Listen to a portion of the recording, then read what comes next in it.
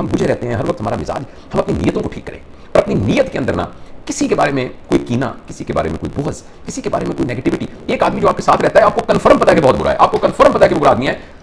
वो क्यों बुरा है, उसकी रीजन क्या है, उसको अपने जहन में लाते हुए अपनी नीयत को उसके बारे में क्लीन करना आपके मिजाज को फौरन मुअत्तर कर देगा, खुशबूदार कर देगा। मैं बिल्कुल नहीं कह रहा ये आसान है, मैं बिल्कुल नहीं कह रहा कि जिस शख्स ने आपको इतनी अज़ियतें तकलीफें दी हों तो आपके दिल एकदम उसकी नीयत को साफ कर लेंगे, लेकिन अगर आप ये करने में कामयाब हो जाए तो आपका मिजाज एकदम जबरदस्त हो जाएगा। नंबर एक। दूसरी जो चीज़ हमारे मिजाज पर बहुत बुरी तरह इंपैक्ट डालती है और हमें बद मिजाज बनाती है, वो है कि हमने चीज़ों के बारे में, रियलिटीज़ ऑफ लाइफ के बारे में और फिनोमिनाज ऑफ लाइफ के बारे में और people living in our life, उनके बारे में मिसकंसेप्शंस डेवलप किए होते हैं। फलां तो है ही बुरा, यहां तो आवे का आवा बिगड़ा हुआ है, पाकिस्तान में कुछ नहीं हो सकता,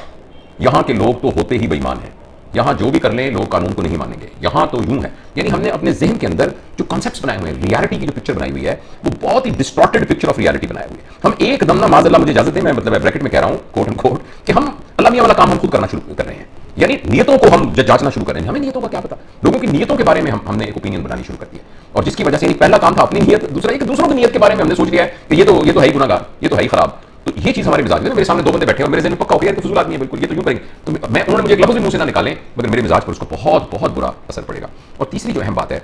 जो हमारे मिजाज पर बहुत इफेक्ट डालती है, वो है कि हमारा अक्सर वक्त किस कंपनी में गुजरता है। अगर आप हर वक्त उन लोगों के पास फिरेंगे जो चिड़चिड़े हैं, जो बदमिजाज हैं, अब ऐसी महफिल में रहेंगे जहां सारे लोग एक दूसरे की चुगलियां कर रहे हैं,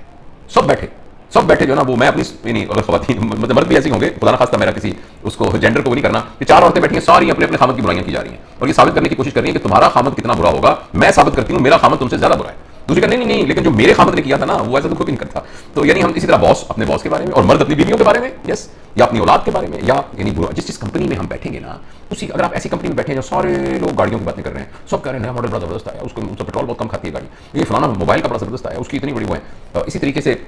आप उस माहौल में बैठे हैं सब लोग अल्लाह वाले हैं, जो आखिरत की बातें कर रहे हैं, ऐसे लोग बैठे हुए हैं जो उस नबी की बातें कर रहे हैं, ऐसे लोग हैं जो अखलाकियात की बातें कर रहे हैं, ऐसे लोग जो दयानतदारी की बातें कर रहे हैं, हाई वैल्यूज़ की बातें कर रहे हैं, तो आप देखिएगा कि आपके मिजाज पर उसका इफेक्ट होगा। तो लिहाजा ये तीन चीज़ें जो है ना वो करती हैं, तीन चीज़ें अगर हम अपने आप पे करें तो देखिए, असल तो जिंदगी दिन गुजारना है ना, सुबह से लेकर शाम तक अगर आपका अच्छा गुजर गया तो जिंदगी का एक सेगमेंट अच्छा गुजर गया, अगले दिन अच्छा गुजर गया, अगले दिन अच्छा गुजर गया। इस सारे सेगमेंट में अगर एक शख्स मौजूद है जिसकी बातों की वजह से आपको मुसीबत आ रही है बहुत ज्यादा, तो आप इन तीन चीज़ों पर एफर्ट करें तो आप देखिएगा कि उसकी बातें जो है आपके ऊपर असरअंदाज नहीं करेंगी। लेकिन मुझे किसी के दिल की हालत का तो पता नहीं है, मुझे नहीं पता किसी के ऊपर क्या गुजर रही है, अगर लेकिन आपको ये लग रहा है कि ये बिल्कुल नागुज़ीर हो गया है तो फिर हिम्मत करें, जिंदगी वाकई अल्लाह ताला ने एक दफ़ा दी है। वो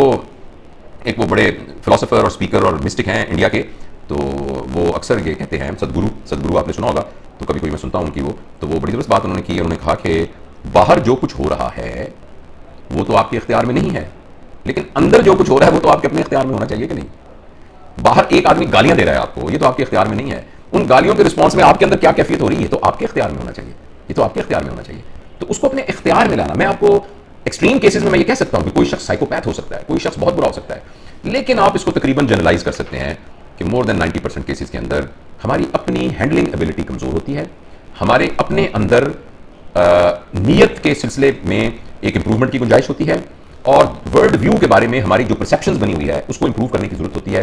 और तीसरा यह है कि हमें अपनी कंपनी को इंप्रूव करने की जरूरत होती है। जिस कंपनी के अंदर नेगेटिविटी आ रही हो उस कंपनी से अवॉइड करना चाहिए और अच्छी कंपनी में है। और आखिरी वही बात कि अगर फिर भी आपको लगे कि ये सब कुछ हम करके देख चुके हैं, इससे कुछ फर्क नहीं पड़ता और यूँ है वो है, तो फिर हिम्मत कीजिए। ज़िंदगी आपको अल्लाह पाक ने एक दफ़ा दी है तो अल्लाह ताला ने बहुत से शरई यानी उसके हल निकाले हैं, उसकी एक प्राइस पे करनी पड़ती है, तो कोई बात नहीं, मतलब प्राइस पे करता ही है ना। कोई भी चीज़ जो आदमी लेता है, मैंने अलग खरीदी है, इसकी प्राइस पे की है, तभी तो मैं बड़ा अच्छे तरीके से ये देख रहा हूँ सामने। अगर मैं ये प्राइस पे ना करता तो देख कैसे सकता। अभी जो कुर्ता मैं पहन रहा हूँ मुझे बड़ा अच्छा सिल्की से अच्छा लगता है, ये सॉफ्ट सा, तो कॉटन का है सर, तो वही बहुत सॉफ्ट है, तो इसकी प्राइस पे की है ना, तो प्राइस पे करके तो मैं इसके मजे लूट रहा हूँ। ये कॉफी चाय पी रहा हूँ